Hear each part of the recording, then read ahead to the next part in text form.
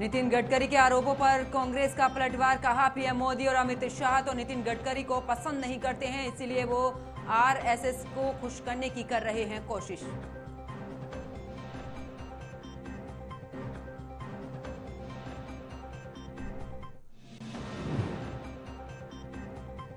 आज पीएम मोदी ने मन की बात के जरिए जनता से किया संवाद। साइक्लोन बिपरजॉय का किया जिक्र। कहा, कच्छ के लोगों ने साहस और तैयारी के साथ खतरनाक चक्रवात का मुकाबला किया, वो बेहद ही अद्भुत है।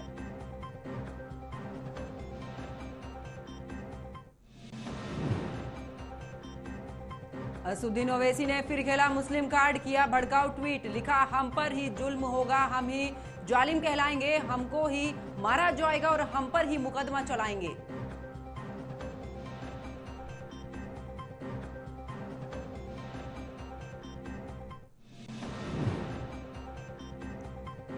यूपी के डिप्टी सीएम केशव प्रसाद मौर्य ने अखिलेश यादव के दावों पर कसा तंज। कहा, अखिलेश यादव का दावा गुब्बारे में हवा की तरह है।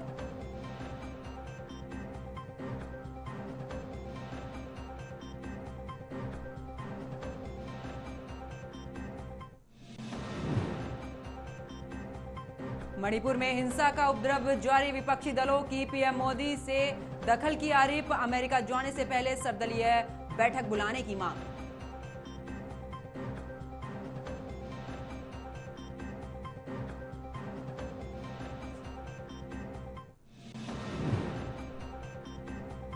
यूपी में भीषण गर्मी का कहर। बलिया में 72 घंटे में 54 लोगों की मौत। बड़ी संख्या में गर्मी से होने वाली बीमारियों से लोग ग्रसित।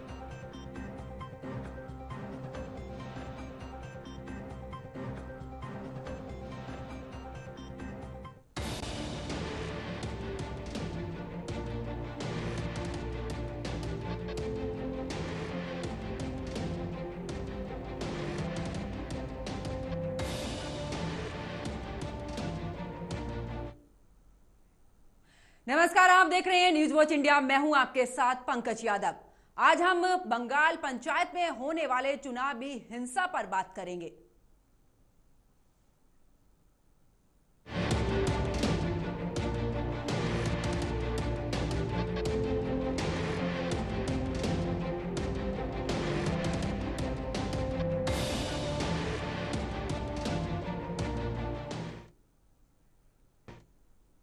तो बंगाल पंचायत चुनाव होने वाले हैं, लेकिन चुनावी हिंसा ने लोगों को चिंता में डाल दिया है। इस राजनीतिक हिंसा में बड़ी संख्या में राजनीतिक कार्यकर्ताओं की हत्याएं हो रही हैं। आखिर हर चुनावी मौसम में चुनावी हिंसा क्यों होती है? इसके पीछे की मुख्य वजह क्या है? इन सभी के जवाब के लिए पहले हमारी ये रिपोर्ट देखिए।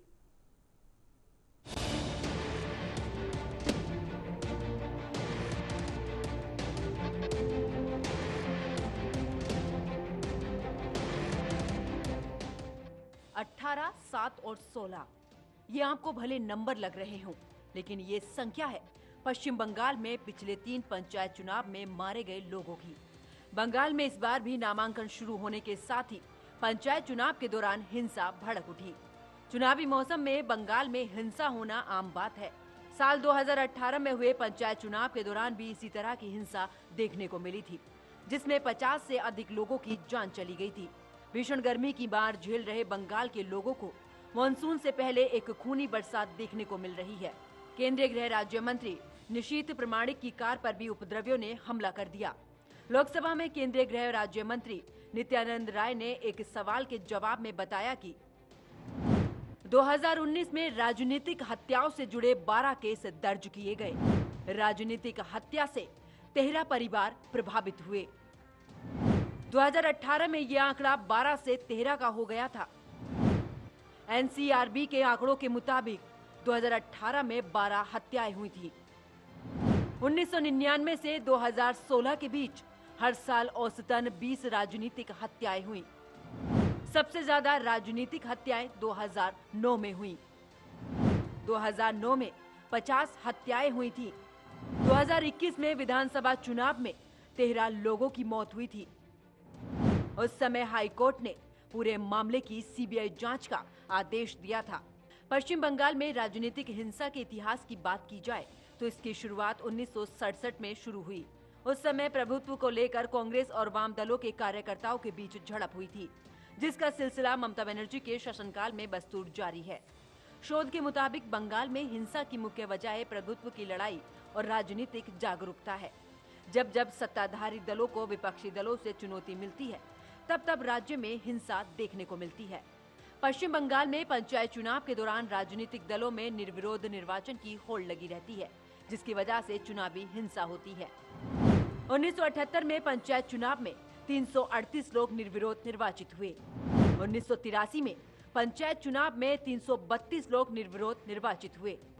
1988 पंचायत चुनाव में 4200 लोग निर्विरोध निर्वाचित हुए। 1993 में 1716 लोग निर्विरोध निर्वाचित हुए। 1998 में 680 लोग निर्विरोध निर्वाचित हुए। 2003 में 6800 लोग निर्विरोध निर्वाचित हुए। 2008 में 2845 लोग निर्विरोध निर्वाचित हुए। 2013 में 6274 लोग निर्विरोध निर्वाचित हुए। 2018 में 20,076 लोग निर्विरोध निर्वाचित हुए। ममता बनर्जी जब सत्ता में आई थी तो लोगों को उनसे बड़ी उम्मीदें थी, पर जिस तरह से उनके शासनकाल में चुनावी हिंसा जारी है, उसने कई सवाल खड़े कर दिए हैं। इस मुद्दे पर सभी राजनीतिक दलों को गंभीरता से सोचना चाहिए, तो वहीं केंद्र सरकार को इस समस्या की गहराई में जाकर इसका स्थानीय समाधान निकालना चाहिए। Bureau report, news watch India.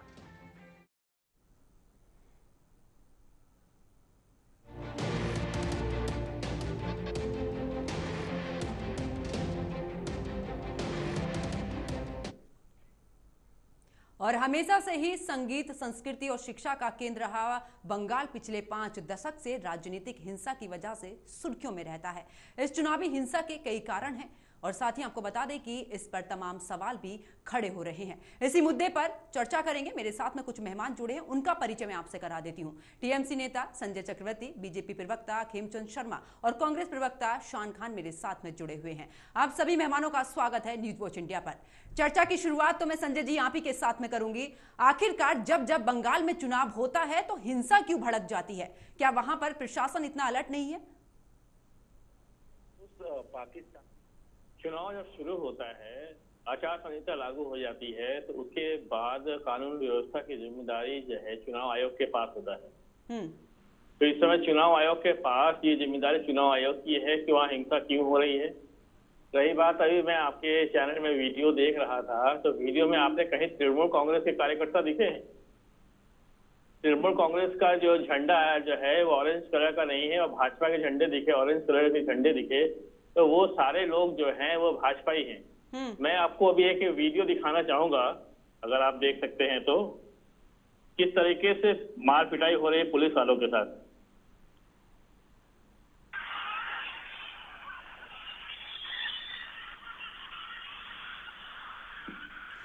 ये पुलिस वालों को मारा जा रहा है।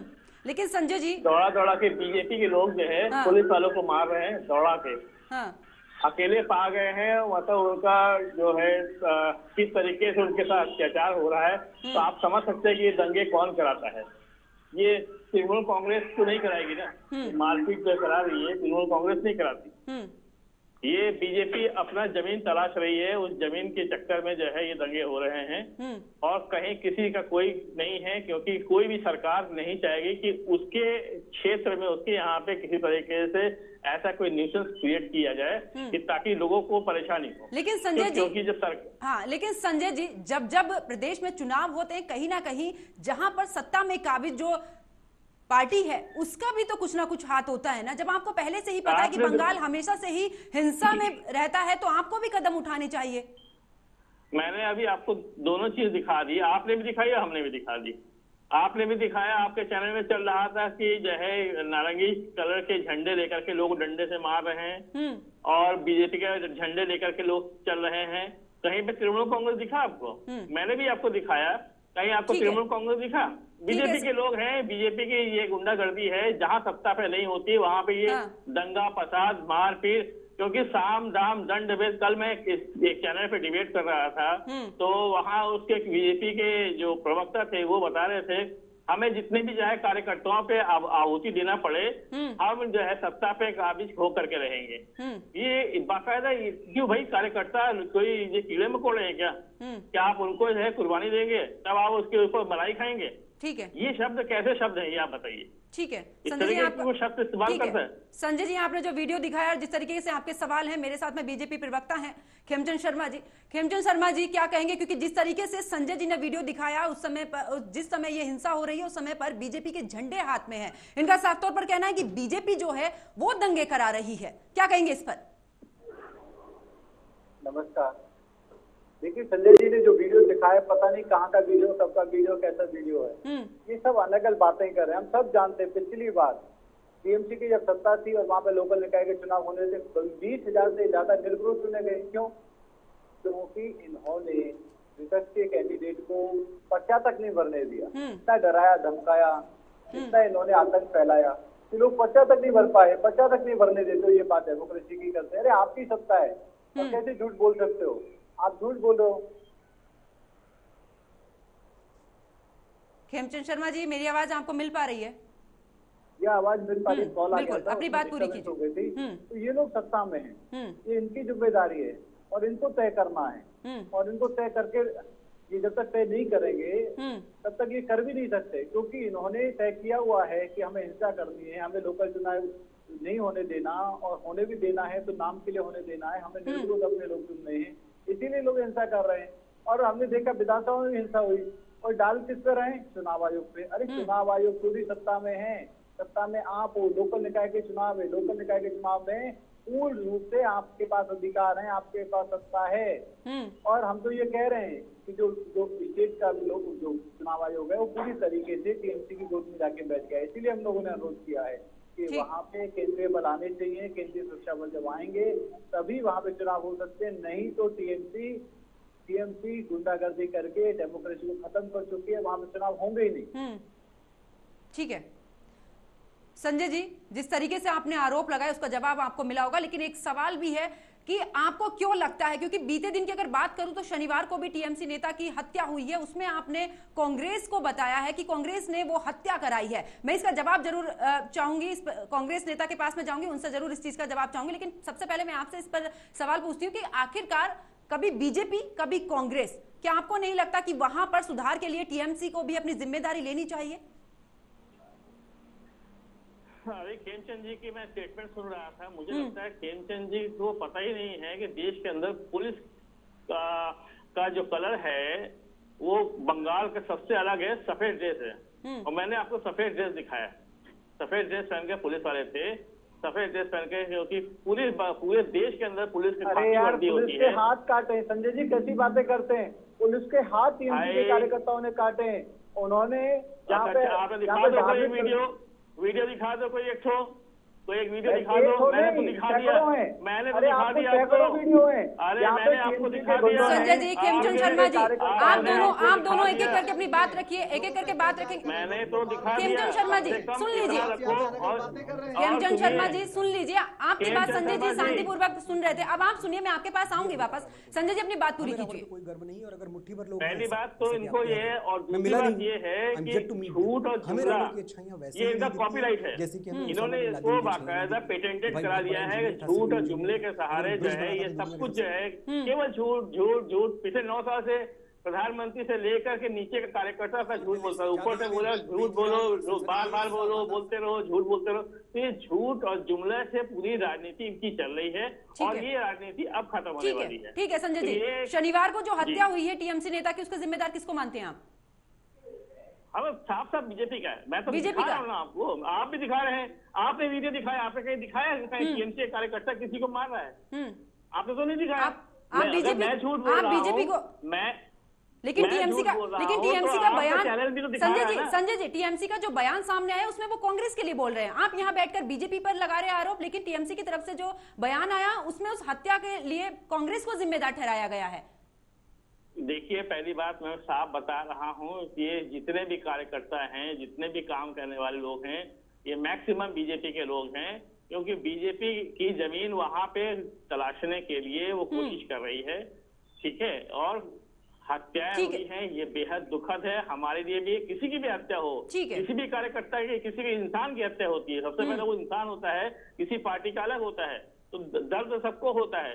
लेकिन ये हिंसा जिस तरीके से आपने हमें अभी बताया कि कल का उन्होंने कहा कि कार्यकर्ता की कितनी भी आहुति देना पड़े, हमें सप्ताह हम आएंगे जरूर। संजय जी दूसरी डिबेट की मुझे बात नहीं करनी है, यहाँ पर जो चर्चा चल रही है मुझे उस पर बात करनी है।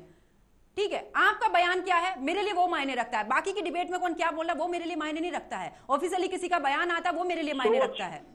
सोच बिल्कुल, आपने सोच पर सवाल उठाया, उसका जवाब मैं जरूर चाहूंगी। मेरे साथ में कांग्रेस प्रवक्ता हैं शान खान जी। शान खान जी, बीते दिन जो हत्या हुई है टीएमसी नेता की, उस पर टीएमसी की तरफ से बयान आया कि कांग्रेस ने वो हत्या कराई है, आपका क्या कहना है इस पर? देखिए मनोज जी, सॉरी पंकज जी, मैं सबसे पहले स्पष्ट कर दूं कि कांग्रेस पार्टी महात्मा गांधी के अहिंसक विचारों को मानने वाली पार्टी है। हम किसी प्रकार की हिंसा का समर्थन नहीं करते। यदि हिंसा में हमारा कार्यकर्ता और हमारा नेता संलिप्त हो तो हम उसको भी समर्थन नहीं करते, बल्कि हम उसके खिलाफ खड़े रहते हैं। अब रही बात बंगाल में हो रही हिंसा की, तो कहीं ना कहीं सत्ता की भूख और एन केन प्रकार से सत्ता हथियाने की जो सनक है, उसका परिणाम है ये हिंसा। आज चाहे भारतीय जनता पार्टी हो चाहे तृणमूल कांग्रेस हो, दोनों को सत्ता जनता पार्टी नेता बबीता फोगाट और तीरथ राणा पर धरने के लिए इजाजत दिलाने की बात की तो बबीता ने ट्वीट कर पार्टी गुंडों, हुड़दंगियों, दंगाइयों की पार्टी है। ठीक है, जिन जिन नेताओं, जिन जिन कार्यकर्ताओं को भारतीय जनता पार्टी पहले गुंडा मवाली कहती है, उसी तृणमूल कांग्रेस के नेता और कार्यकर्ता को बाद में भाजपा में वो शामिल करा लेती है। उत्तर प्रदेश में हमने देखा किस प्रकार से पंचायत चुनावों में महिलाओं का चीरहरण किया गया, किस प्रकार से भाजपा कार्यकर्ता बम लेकर पहुंचे, वहां बम मारे गए, हुड़दंग की गई, दंगा किया गया। तो भारतीय जनता पार्टी दंगाइयों की, हुड़दंगियों की और गुंडों की पार्टी है। ठीक है, और बंगाल में तृणमूल कांग्रेस भी वही कर रही है जो भारतीय जनता पार्टी पूरे देश में कर रही है। तो हम दोनों के कृत्यों का खंडन करते हैं, आलोचना करते हैं। हिंसा किसी भी प्रकार से स्वीकार नहीं की जा सकती। ठीक है, खेमचंद शर्मा जी, अगर ममता बनर्जी के बयान की मैं बात करूं, वो साफ तौर पर ये भी उनका कहना है कि जो केंद्र सरकार है वो केंद्रीय बलों को वहां पर तैनात करने के लिए पश्चिम बंगाल में इस तरीके की हिंसा करा रही है। ये बयान उनकी तरफ से आया है, आप पर इतना बड़ा इल्जाम। अगर सही चॉइसेस ना ली तो विधानसभा का इलेक्शन होता है, आम जनता में होते हैं, वहाँ पे हमारे कार्यकर्ता हमारे यहाँ आते हैं, हमारे जो कार्यकर्ताओं की बहन बेटियां हैं, आप उनके साथ दुराचार करते हो, उनके घरों को फूंक देते हो और आप आरोप हम पे लगाते हो, चोरी भी करते हो, सीना चोरी भी करते हो। ये तृणमूल कांग्रेस का जेंडर बन चुका है। तृणमूल कांग्रेस की जमीन खोदी है, अब वो अपीजमेंट की पॉलिटिक्स प्लस गुंडागर्दी से अपने सत्ता को बनाए रखना चाहते हैं। लेकिन जनता ने डिसाइड कर लिया है, अब भारतीय जनता पार्टी के कार्यकर्ता जनता के लिए संघर्ष कर रहे हैं, लगातार संघर्ष कर रहे हैं, हम संघर्ष करते रहेंगे। और तृणमूल कांग्रेस जिसने बंगाल का इस समय बुरा हाल कर रखा है, बंगाल को पीछे धकेल दिया है, कम से कम 25 साल पीछे धकेल दिया है। आज आप देखेंगे कि बंगाल में सिर्फ एक ही एक आवाज है कि भारतीय जनता पार्टी को लाना है, भारतीय जनता पार्टी के कार्यकर्ताओं को चुनना है। इसीलिए तृणमूल कांग्रेस अपनी सत्ता को बचाने के लिए साम दाम दंड भेद का उपयोग करके डराने का, धमकाने का, मारने का काम कर रही है। भारतीय जनता पार्टी के कार्यकर्ता डरेंगे नहीं, लगातार संघर्ष करते रहेंगे और जनता की भलाई के लिए अपनी सुनिश्चित करेंगे ये टीएमसी बंगाल से बाहर हो, क्योंकि ये बंगाल के लिए बहुत खतरनाक है। उन्होंने कम से कम टीएमसी बाहर हो। टीएमसी का तो साफ तौर पर कहना है कि 2024 में बीजेपी को हमें बाहर करना है पूरे देश से, उनका ये एजेंडा है। टीएमसी बंगाल के अलावा है कहाँ, पूरे देश की बात करती है, कौन से स्टेट में। अब बंगाल में भी इनका इतना बुरा हाल हो चुका है क्योंकि उन्होंने कोई काम नहीं किया, लगातार अपीजमेंट की पॉलिटिक्स की है, डेमोक्रेसी चेंज करने का काम किया है, यहाँ के पास वर्ग के लिए काम किया है। इन्होंने वहाँ पे जंगल राज, जिस तरीके से बिहार में जंगल राज होता था वैसे ही जंगल राज इन्होंने बंगाल में कर दिया। बुरा हाल बंगाल को बचाना है और बचाना है, जनता भी ये जानती है कि बंगाल को बचाना है तो भारतीय जनता पार्टी को लाना है। ठीक है, संजय जी जवाब दीजिए। अब इनको जंगल राज का डेफिनेशन नहीं पता है।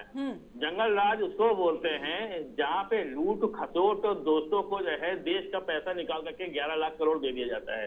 जंगल राज उसको बोलते हैं जहाँ पे भगवान को भी लूट लिया जाता है। केदारनाथ भगवान का जो है 200 किलो सोना जो है लूट करके लेके चले गए। जंगल राज उसको बोलते हैं जहाँ पे जो है सप्तऋषि पार्क में 800 करोड़ रुपए का घोटाला होता है। जंगल राज उसको बोलते हैं जहाँ पे हाईवे बनता है 5 दिन में टूट जाता है।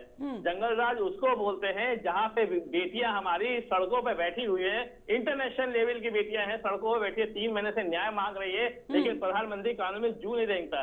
और जब फोटो खिंचाने की बारी आती है तो कहता है अरविंदेश तुम तो मेरे घर की बेटी हो। जंगल राज इसको बोलते हैं जहाँ पे किसान 750 लोग मर गए लेकिन प्रधानमंत्री कानून में जू नहीं रहेगा। जंगल राज उसको बोलते हैं जहाँ पे इनको डेटा नहीं पता है कि कितने लोग मारे गए हैं कोरोना काल में। जंगल राज उसको बोलते हैं कि जहाँ पे इनको दिखते हैं कि 600 करोड़ लोगों को वोट दिया है। ये सारे जंगल राज की कहानी है और जंगल राज हमको समझा रहे हैं। इनको ये नीतीश कुमार जी के साथ सत्ता में थे, 48 घंटा हुआ था, 48 घंटे के बाद एक सीसीटीवी कैमरा में एक बाइक चोरी करते दिखा और ये तुरंत चिल्लाने लग गया जंगल राज आ गया, जंगल राज आ गया। इन लोगों की कहानी ये जुमलेबाज झूठ फरेब ये पार्टी है और इसका अब पूरी तरीके से पोल खुल चुका है। ठीक है संजय जी, 2018 में ये 75% देश पे राज कर रहे थे, अब ये 44% में आ गए, लेकिन अभी इनकी आगे खुली नहीं है। ये 2024 में पता चल जाएगा। ठीक है संजय जी, जिस तरीके से हिंसा भड़क रही है बंगाल की, क्योंकि चर्चा बंगाल पर है, तो मैं ये नहीं चाहूंगी कि इस मुद्दे से भटका जाए।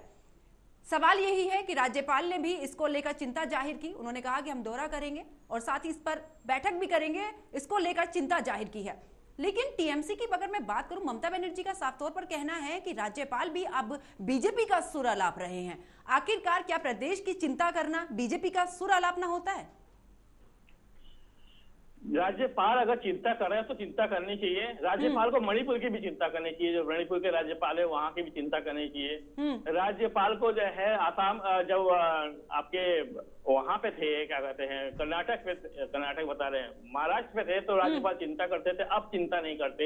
राज्यपाल को उत्तर प्रदेश की चिंता करनी चाहिए। हमारे जो उत्तर प्रदेश के राज्यपाल है उनको चिंता करनी चाहिए थी कि कैसे हिंसा बंगाल में है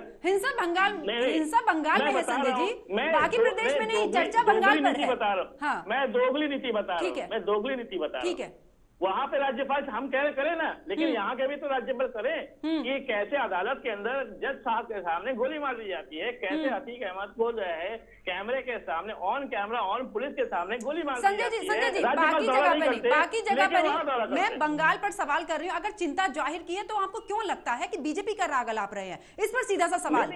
मैं सिंपल बात है, मैं क्यों कह रहा हूँ, मैं कह रहा हूँ पूरे देश के अंदर हर राज्यपाल को दौरा करना चाहिए। क्यों नहीं करती भाई? बीजेपी शासित में दौरा नहीं करेगी तो वहां पे एयर कंडीशन रूम में बैठी रहेगी, लेकिन बंगाल में दौरा करेगी, राजस्थान में दौरा करेगी, दिल्ली में दौरा करेगी। ठीक है संजय जी, जवाब शायद आप वो सीधा जवाब मुझे नहीं देना चाहते हैं। खेमचंद शर्मा जी, मैं आपके पास वापस लौटूंगी, लेकिन सबसे पहले मैं शान जी के पास जाऊंगी। शान जी, एक तरफ बात होती है गठबंधन को लेकर, एक तरफ बात होती है टीएमसी कहती है कि क्षेत्रीय दलों के साथ में, आपने भी सुने होंगे वो बयान, ठीक है। उसके बाद अब आरोप लगता है हत्या का कांग्रेस पर। ये कैसी राजनीति है? गठबंधन में जाने की और यहां पर क्षेत्रीय दल के साथ में इस तरीके की राजनीति कैसे चल पाएगी आगे? देखिए, तृणमूल कांग्रेस के साथ अभी तक हमारा कोई गठबंधन नहीं है। जो पिछला विधानसभा चुनाव था वो भी हमने इनके खिलाफ लड़ा था, और भविष्य में हमारा किसी साथ गठबंधन होगा वो दावा में टीवी में बैठकर नहीं कर सकता। ठीक। रही बात हत्या के आरोप की, तो जांच हो, यदि हमारा कार्यकर्ता दोषी है तो उसको भी सख्त से सख्त सजा मिलनी चाहिए। हम हिंसा के पक्ष में कभी नहीं खड़े हुए हैं। हिंसा के पक्ष में खड़े होने का काम भाजपा का और तृणमूल कांग्रेस का है। कांग्रेस पार्टी ने कभी भी हिंसा का समर्थन नहीं किया और न कभी हिंसा के लिए लोगों को प्रेरित किया। ठीक है, ठीक है। मैं सबसे फाइनल कमेंट चाहूंगी शान जी आप ही से कि पूरी चर्चा को लेकर क्या कुछ कहना है आपको, क्योंकि जिस तरीके से बंगाल में हिंसा भड़की हुई है। फाइनल कमेंट आपसे।